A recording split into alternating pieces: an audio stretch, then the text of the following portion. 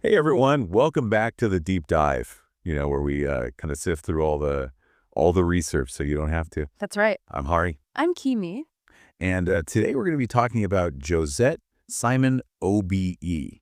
Ooh, exciting. Yeah, she's a British actress and really, really fascinating. Definitely a fascinating career. Yeah, so just to give you a little overview, she was the first Black woman to perform a Shakespearean role at the Royal Shakespeare Company, Yeah, back in 1982. which is incredible. Huge. Yeah, a real pioneer. Yeah, and so we have a bunch of sources here. We have like articles, biographies, interview transcripts, things like that. Trying to get a sense of the whole picture of her career. Yeah, exactly. And so what's really cool is that she actually started acting really young. Oh, yeah. I saw that she was only 14 Yeah. when she was in the choir for the world premiere of Andrew Lloyd Webber's Joseph and the amazing Technicolor Dreamcoat. Oh, wow. So, I mean, what a way to start, Right. just to be surrounded by that kind of energy and music and excitement. I mean, I just imagine like, even if she wasn't maybe thinking about being an actress at that point, that must have had some kind of influence. sure, yeah. Like just being in that kind of environment. Right. Yeah. And it's interesting because in that same production, she actually met Alan Rickman. Oh, wow. Small world. Yeah, and he kind of encouraged her to apply to drama school, To the Central School of Speech and Drama. Yeah. which is, like a very prestigious drama school in London. Yeah, so that must have been a huge vote of confidence from him. Right. Kind of see something in her and say, you should really pursue this. And, she was obviously talented because while she was still a student, she landed a role in Blake's Seven. Oh, yeah, the Sci-Fi series playing Dana Mellenby. Exactly. Yeah, I mean, talk about juggling, your education and your professional career. Yeah, clearly she was very dedicated. Right. So, so she was doing all this TV work, but, she was also doing theater. And before her big break with the Royal Shakespeare Company, she was actually in production of the Caucasian Chalk Circle. Oh, at the Half Moon Theater in London, I saw that. Yeah. It was directed by Danny Boyle, actually. Wow. And it was super well received, like critically acclaimed. So she was already kind of getting noticed. Definitely, yeah. So then we have, this big moment with the Royal Shakespeare Company, and her first leading role there was actually as Rosaline in Love's Labour's Lost. Oh, in 1984. Yeah, that was a big deal Yeah. because that was really seen as a major step towards colorblind casting. Right. And, they hadn't really done anything like that before. So it's pretty groundbreaking for the time. And then a few years later, she played Isabella in Measure for Measure. Yeah, that was in 1987. And, that one got some mixed reviews. Yeah, it seems like some critics were a little unsure about it. Right. But even so, it definitely solidified her presence, as a really significant figure in British theater. Yeah, so even when she was getting mixed reviews, it was still like, wow, she's doing something really important here. Right, exactly. Like her performances were sparking conversations and making people think. Yeah.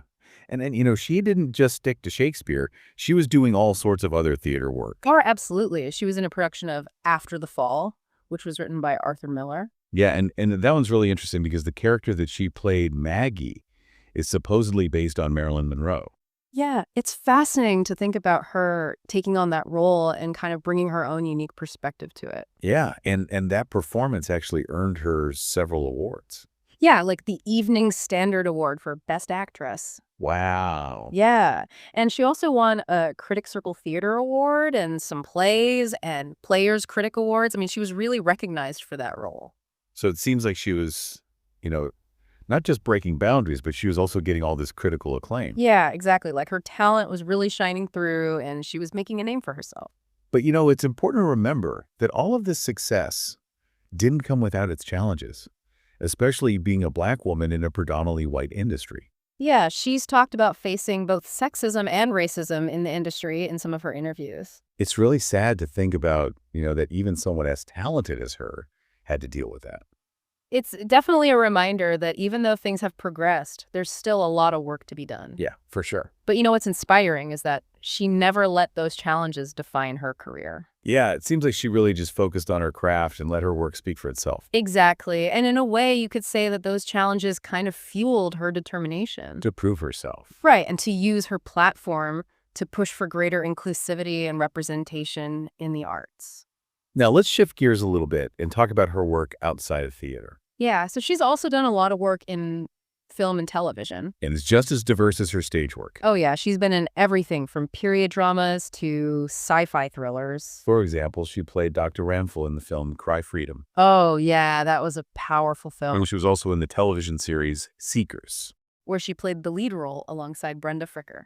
Yeah, that was a great show. It had like mystery, drama, social commentary all mixed in. And it was really cool because she was playing a private investigator, which was such a different role for her. Yeah, it showed her versatility as an actress. And then there's her voice acting. Oh, yeah. She's done some really interesting work in radio dramas and even video games. Yeah, for instance, she played the lead in 2 BBC Radio 3 productions, Mirandolina and Dictator Gal, The second one earned her a Prix Futura Award nomination. which is a really prestigious award for radio drama. Yeah, it recognizes excellence in all aspects of radio drama, like the sound design, the writing, the acting. And Dictator Gal sounds really interesting. Oh, yeah. From what I've read, it involves a character who's trying to revive her dying dictator husband.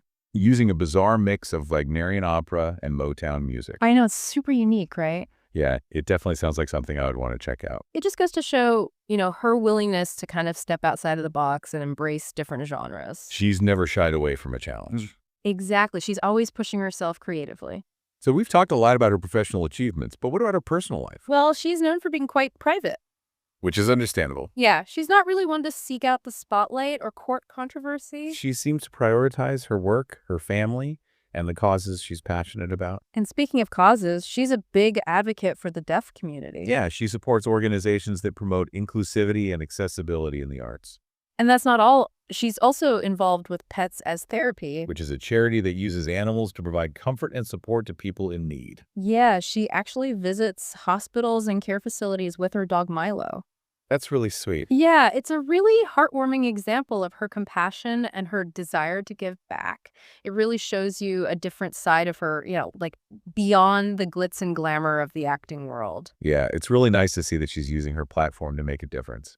So we've talked a lot about her career and her advocacy, but I think it would be interesting to delve a little deeper into some of her specific roles. Yeah, definitely. Like we touched on After the Fall earlier. Right, where she played Maggie. That was such a powerful performance. And it's really interesting to think about the character in relation to Marilyn Monroe, Like how much of it was based on her real life. Right. And how Josette Simon interpreted that and brought her own perspective to the role. Yeah, and I think it speaks to her ability to take on really complex, challenging characters. Definitely. It wasn't just a surface level portrayal. There was a lot of depth and nuance to her performance.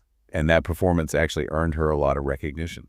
Yeah, she won the Evening Standard Award for Best Actress. As well as a Critics Circle Theater Award and some plays and Players Critic Awards. It was a big moment for her career. So, we've talked about her breaking boundaries and challenging conventions, but it's also important to acknowledge the challenges she faced along the way. Right. Like we mentioned earlier, she's spoken about experiencing both sexism and racism in the industry. Which is unfortunately not uncommon for women of color in any field. Yeah, it's a systemic issue that needs to be addressed. But it's inspiring to see how she navigated those challenges and ultimately achieved such success. She never let those experiences hold her back. And it seems like she really used her platform to advocate for change. Yeah, she's been a vocal supporter of diversity and inclusion in the arts. So let's shift gears a little bit and talk about some of her other notable roles. Okay, so where do you want to start? Well, I'm really intrigued by her role in Cry Freedom. Oh, yeah. She played Dr. Ramphel in that film. Which tells the story of Steve Biko and the anti-apartheid movement in South Africa.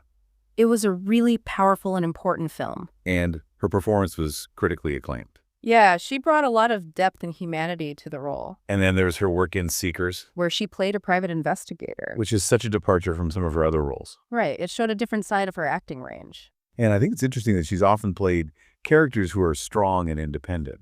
Yeah, there's definitely a common thread of resilience and determination in many of her roles. Which I think reflects her own personality and her own journey. Definitely. She's someone who's overcome obstacles and achieved great things.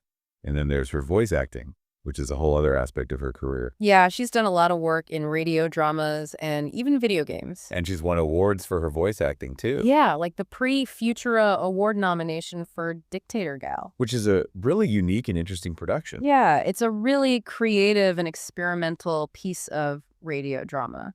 And it just goes to show her versatility as an actress. She's not afraid to take risks and try new things. So we've talked a lot about her work in theater, film, television, radio. She's really done it all. But I think what's really impressive is that she's managed to maintain a sense of privacy throughout her career. Yeah, she's not someone who's constantly in the tabloids or seeking attention. She seems to really value her personal life and her family. And she's also very dedicated to her advocacy work. Like her work with the deaf community and pets ass therapy. Yeah, she's using her platform to make a positive impact on the world. And I think that's really admirable. It shows that she's not just a talented actress, but also a compassionate and caring person.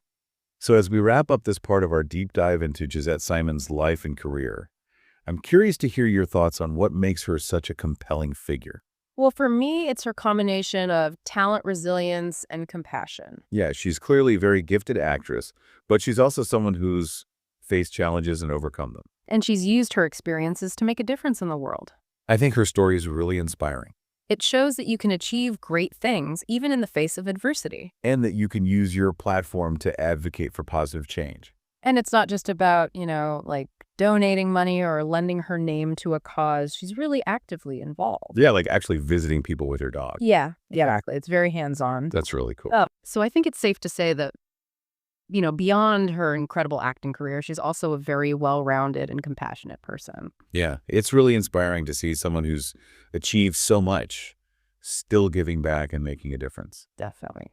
Well, as we're kind of wrapping up this deep dive into Josette Simon's life and career, is there anything that's really stood out to you?